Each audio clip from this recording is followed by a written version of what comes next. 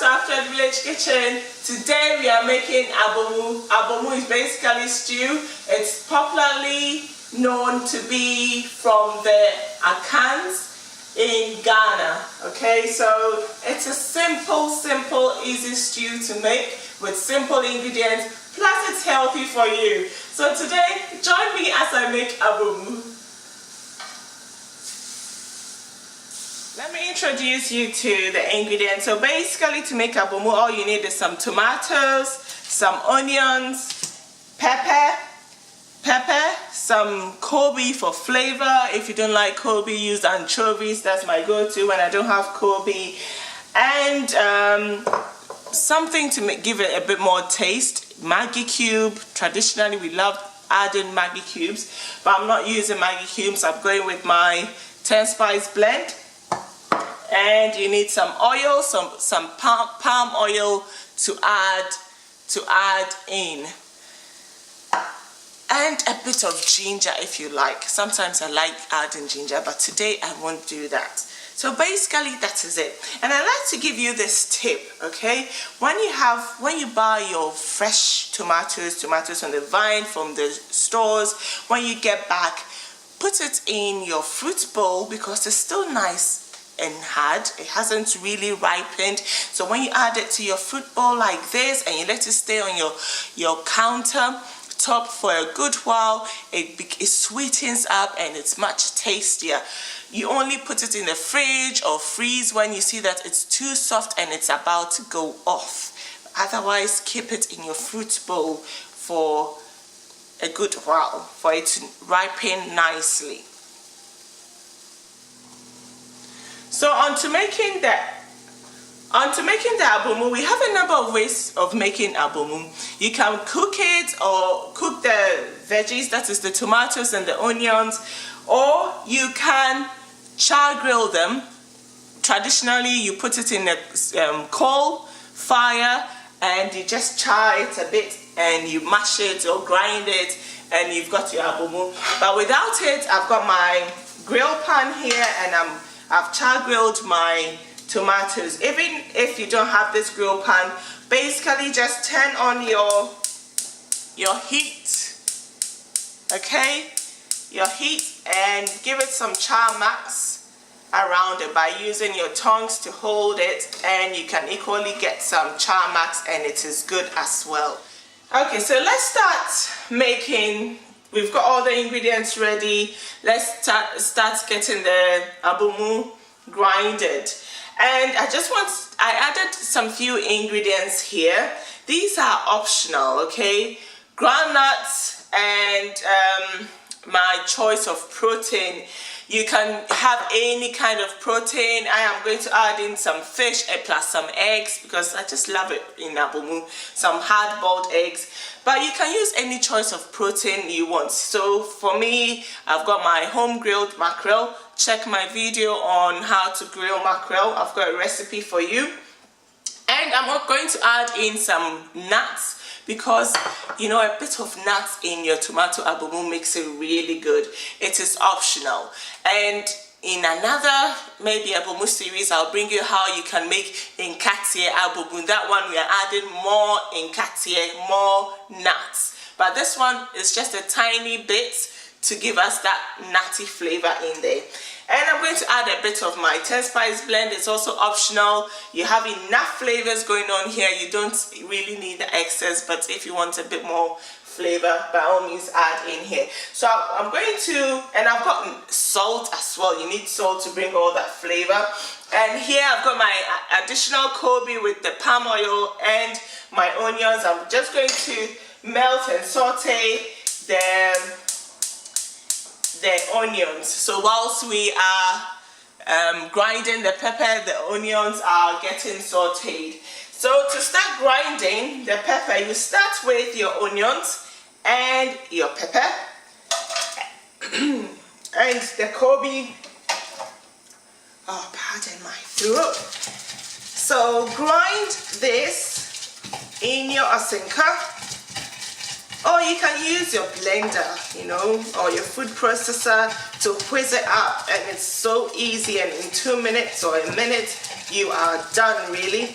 But if you just want to go the traditional way, by all means, use your asenka. It gives it a lovely flavor as well, because in your asenka, you are grinding the seeds and it's releasing all that oil and all that flavor, whilst your food processor just cuts everything up into tiny bits. So you don't really get that, release of oils from the seeds and the marriage that happens with all the other ingredients.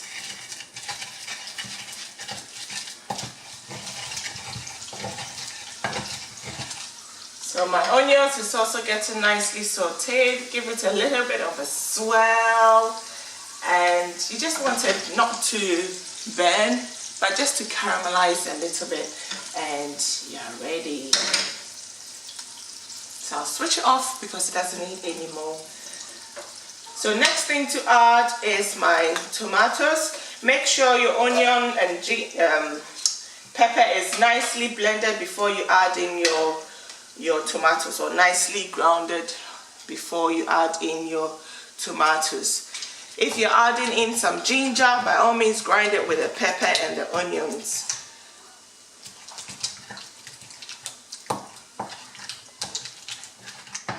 So I've been grinding in my tomatoes, and I just remember that, I want some nutty flavors in there, and I almost forgot.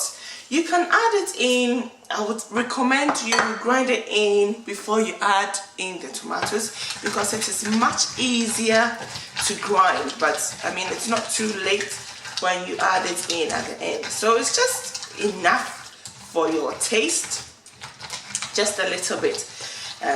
If you're making a peanut abomu, then you would add quite a significant amount, but this is just, in Ghana we'll say,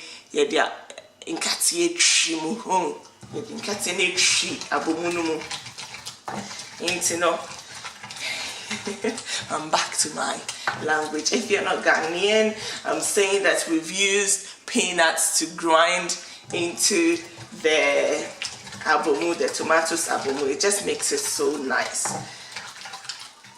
So now I'm going to continue grinding in the rest of the tomatoes. So tomatoes has been grounded, and my abomu is basically ready. All you need to do now is have a taste. Check the salt, because you don't want to add in salt too quickly, because you're adding Kobe. If you're adding Kobe, and Kobe has a lot of salt, so you want to make sure you don't oversalt your abomu. So add in the salt at the end. A little bit of salt makes it pop. Okay, so I'm just adding a tiny bit of my 10 spice blend, because I'm not using Maggi and I just want a little bit of flavor. I mean, you can do without Maggi or my 10 spice blend at this stage, because the Kobe, if you're using Kobe, just adds so much flavor to your abomu. You don't need anything else. Alright, so your abomu as it is now is ready to eat. Basically all you would do is drizzle it with your sauteed onions and oil, and you are good to go, and add your protein and you are good to go. But this is where After Village Kitchen does it differently, and I think I do it best. I put it on my hob, get the heat on, and I stew it a bit. Why do I do this? I do this to get the abomu infused with the earthenware flavors from the asenka. You have to try it. If you've never done it before, give it a try and thank me later.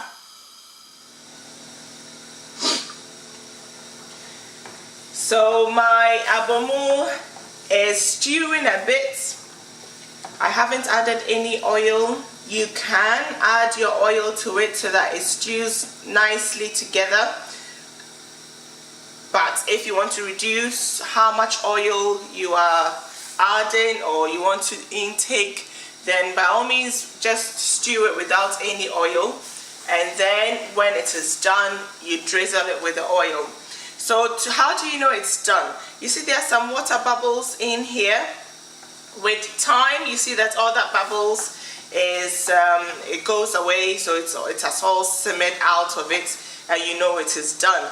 When you're making kontomire abomu, for instance, that contains a bit of water, so it's quite noticeable. So as it is done. Always remember that your asenka is really hot and it does retain a lot of heat for a long time. It takes time for all the heat to go out of it, so be careful, don't touch it with your hands. Make sure you've got some tea towel or something to help you not get burnt. So this is done. So right now I'm switching my heat off. I've got my oil also reheated, and basically you just add it onto it like that and add in your protein, choice of protein. So a bit of I'm using hard-boiled eggs, my mackerel, home-grilled mackerel, and you're ready to serve it with whatever you wish, whether it is yams, plantain, cocoyam, potatoes, boiled potatoes. It is your choice. By all means, you know, have it the way that you prefer it. Even with rice, it will taste so good. But normally in Ghana, because it's from the Akans, we love our ampesi. Ampesi is either yam, cassava, you know, those carbohydrates, roots, vegetables. So this is how we eat it. So see, my asenka, the heat is off, but it is still bubbling. So do be careful when you have your when you are handling your asenka. Here's our abomu. Enjoy. So this is my abomu in my asenka ready. And you know, back home in Ghana, we don't dish it out for everybody. If you are sharing it with your friends or your family or your loved one, we all eat from the asenka. Just get your hands, fingers washed and dig in. This is I can taste the kobe, I can taste the peanuts, the onions, the pepper. Oh my goodness. This is so good. Remember, the asenka is still hot. So, be careful when you are digging in. But this is tasty. You need to try it. Papebi. After Village Kitchen, I do it best. Ready. If you haven't subscribed already, please subscribe. Turn on your notification button so you get notified of such delicious and scrumptious, easy to make meals. And don't forget to recommend, like and share with your friends. I hope you really enjoyed this video. Thank you for watching and see you later. Bye bye.